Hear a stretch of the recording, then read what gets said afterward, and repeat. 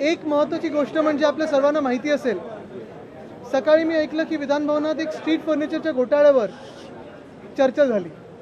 मुख्य गोष्ट हीच आहे की साधारणपणे 2 ते 3 महिने आम्ही सतत हा विषय लावून धरलेला आहे. आपल्याला आठवत असेल, मेमध्ये आम्ही राज्यपाल महोदयांना देखील भेटलो होतो. माझ्या आधी 2 वेगळ्या सन्मानित सदस्यांनी देखील विधानभवनाच्या हे पत्र लिहिलेलं BMCला आणि मागणी केलेली की त्याच्यावर स्पष्टीकरण यावं आणि पारदर्शकता यावी. कदाचित टेंडर रद्द झालं असेल नसेल, हे जरी आज विधानभवनात ह्याच्यावर चर्चा झाली असेल तरी BMCकडून जी स्थानिक स्वराज्य संस्था आहे, जे तिकडचे प्रशासक आहेत, त्यांच्याकडून अजूनही एक शब्द आलेला नाही. माझी पहिली मागणी हीच राहील की BMCनी सांगावं की हे टेंडर रद्द झाले की नाही. कारण जे काही एक घोळ पाहतोय आपण, जो एक साधारणपणे गोंधळ पाहतोय आपण, त्याच्यातून हे स्पष्ट झालेलं आहे की जे DMC उत्तर देत आहेत, MC उत्तर देतच नाही आहेत. जे काही उत्तरं मला आली आणि मग सन्मान्य सदस्य रईस शेख साहेबांना आली, ह्या दोघांमध्ये अंतर खूप वेगळं आहे. मीर कोटेच्या साहेबांना देखील मला वाटतं 3रंच पत्र आलेलं आहे. आणि म्हणून 3 आमदारांना त्याच प्रश्नांसाठी वेगळी वेगळी उत्तर देणं म्हणजे हा स्पष्टपणे घोटाळा आहे, घोटाळा आहे, घोटाळा आहे हे सिद्ध झालेलं आहे. ज्या काही गोष्टीसाठी मी मागणी केली होती अजून मला उत्तर आलेलं नाही आहे. आणि म्हणून आज देखील स्ट्रीट फर्निचरवर सकाळी मी राज्यपाल महोदयांना पत्र लिहिलेलं आहे. ते पत्र सकाळी त्यांच्या हाती गेलं आहे. पण त्याच्यात 3 मागण्या आहेत माझ्या. पहिली मागणी हीच आहे की जे घटनाबाह्य मुख्यमंत्र्यांनी सांगितलं की आम्ही चौकशी लावतोय, हे क्लीन चिट देण्यासाठी चौकशी असेल माहीत नाही, पण माझी मागणी स्पष्ट आहे की ही चौकशी दुसरं कोणी नाही तर सन्माननीय लोकायुक्त महोदयांकडूनच व्हावी, ही माझी पहिली मागणी आहे. दुसरी मागणी हीच आहे की ह्या टेंडरसाठी, जसं आम्ही रस्त्याच्या घोटाळ्याबद्दल बोलतो, जसं आम्ही सॅनिटरी पॅड वेंडिंग मशीनच्या घोटाळ्याबद्दल बोलतोय, तसंच ह्या स्ट्रीट फर्निचरच्या घोटाळ्यासाठी आज मुंबई महानगरपालिकेने स्टॉप वर्क आणि स्टॉप पेमेंट ऑर्डर द्यावी आणि जेवढे काही पैसे त्या कॉन्ट्रॅक्टरला दिलेले आहेत ते रिफंड घ्यावे, पूर्णपणे परत घ्यावे. तिसरी गोष्ट म्हणजे ज्या काही पत्र आम्ही मागितलेले आहेत, जे काही मिनिट्स आम्ही मागितलेले आहेत, मग त्याच्यात कुठचे आयटम घेत होते, काय रेटला घेत होते, किती घेत होते, कुठे लावणार, कोणाची मागणी होती, ज्या काही आमदार म्हणून माझ्या हक्कांसाठी मी मागणी केलेली आहे मुंबई महानगरपालिकेमध्ये, ते सगळे जे काही डॉक्युमेंट्स असतील ते मला सुपूर्द करावे. कारण चोरांनी चोरी केली आणि सांगितलं की आम्ही चोरी केली पण आता पुन्हा करणार नाही, म्हणजे चोरी ही रद्द झालेली नाही. हा घोटाळा झालेला आहे. घटनाबाह्य मुख्यमंत्र्यांच्या आपण बघतोय कारभारामध्ये अनेक घोटाळे जे बाहेर येतात, तसा हा मोठा घोटाळा आहे आणि तो आम्ही जनतेसमोर आणलेला आहे. शिवसेनेच्या आमदारांनी काल रिप्लाय फाईल केलेला आहे, काय त्याच्यात त्यांनी मत मांडलेलं आणि कशी प्रक्रिया पुढे होणार आहे ते आता थांबा, ते आता कोर्टात फाईल केल्याची काय प्रतिक्रिया आहे?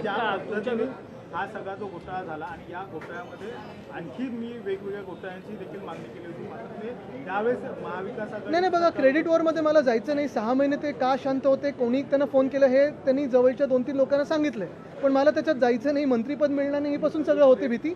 पण ठीक आहे, त्यांना क्रेडिट घ्यायचं 100% घेऊ दे. माझं तर म्हणणं एवढंच आहे की जो आम्ही 6,000 कोटीचा रस्त्याचा घोटाळा काढला त्याच्यावर पण त्यांनी पत्र लिहावं, सगळ्यांवर लिहावं. मी ह्याच्यात जाणार नाही क्रेडिट वॉर म्हणे. मी मुंबईकरांसाठी लढतोय, माझ्या मुंबईसाठी लढतोय आणि मी माझी मुंबई, माझा महाराष्ट्र या लुटाऱ्यांना लुटू देणार नाही.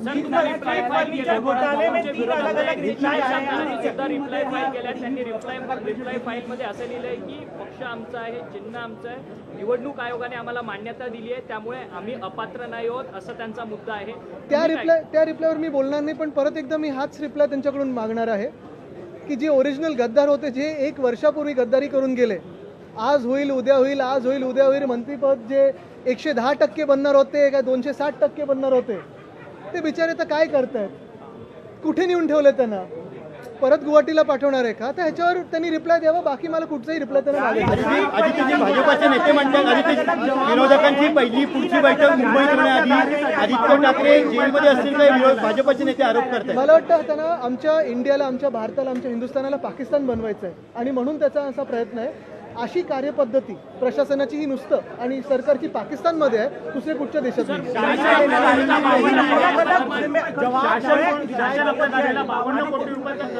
कबुली केलेली आहे.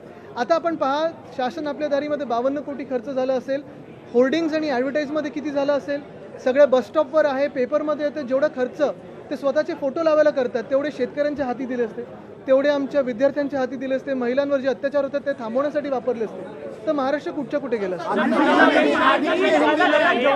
विधायकों को स्ट्रीट फर्नीचर घोटाले में लेकर अब आपकी मांग है, क्योंकि कंसिस्टेंसी नहीं है। स्ट्रीट फर्नीचर का जो घोटाला है वो साफ है, लोगों के सामने है, आपके ही माध्यम से मैंने जनता के सामने उसे लाया था। 3 विधायक जो है मिहिर कोटेचा जी है, रईस शेख जी और मैं, हम तीनों ने वही प्रश्न पूछे थे जिनको अलग अलग जवाब है। डीएमसी जो है वो भी इस घोटाले में है कि नहीं ये संभव है, लेकिन सबसे अहम बात यही रहती है कि ये घोटाले की जो पूरी कार्रवाई है या इंक्वायरी है वो लोकायुक्त के थ्रू ही हो, ये हमारी मांग है। दूसरे जो हमने डॉक्यूमेंट्स मांगे वो भी हमारे हाथों में दिए जाए। और तीसरी चीज़ मैं ये साफ कहना चाहता हूँ कि ये घोटाला है जब हमारी सरकार बनेगी, और अगली सरकार हमारी ही बन रही है, जब बनेगी तो इन अधिकारियों को जवाब देना पड़ेगा, नहीं तो जेल जाना पड़ेगा। 52 करोड़ खर्च किए गए विज्ञापन पर, 52 करोड़ खर्च किए गए विज्ञापन पर, मी त्या घाणीत जात नाही। 52 करोड़ खर्च किए गए विज्ञापन पर शासन Now आधारित। TMC is saying that because Congress is not interested in the PM candidature, TMC Mamata Banerjee should be given the PM candidate. No, I think yesterday's meeting was very fruitful. If you see, the spirit of India, the idea of India, the idea of Bharat has come forward. Jeetega Bharat, that is the idea. Today, if you see, all parties from different political ideologies have come together to protect the very ethos of our democracy and our constitution, which is under threat. Now, the question is, this is about the people of India, and that is what we are voicing. Congress ने कहा था वो PM post में interested नहीं है, BJP को हराना प्राथमिकता है, किसी ने साथ देख मला वाटतं पहिली गोष्ट हीच आहे की आयडिया ऑफ इंडिया, भारत, हे आम्ही पुढे घेऊन चाललेलो आहे आणि ते आम्ही जिंकू. जितेगा भारत. मी त्या घाणीत जाणार नाही.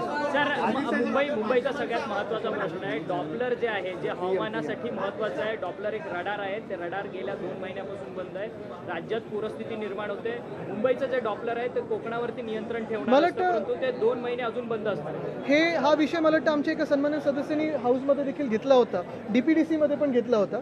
मुख्य गोष्ट हीच आहे की आपण पहा, मुंबईत देखील असेल किंवा महाराष्ट्रात कुठेही कुठच्याही शहरामध्ये असेल, ग्रामीण भागात असेल, पावसापूर्वीची जी तयारी असते, त्या आम्ही जेव्हा BMC मध्ये काम करायचो तेव्हा मला माहिती आहे की उद्धव साहेब स्वतः असतील, आमचे महापौर असतील, अनेक वेगळे नगरसेवक असतील आणि पालकमंत्री म्हणून मी स्वतः मुंबईच्या सगळ्या यंत्रणा सोबत घेऊन बसायचो.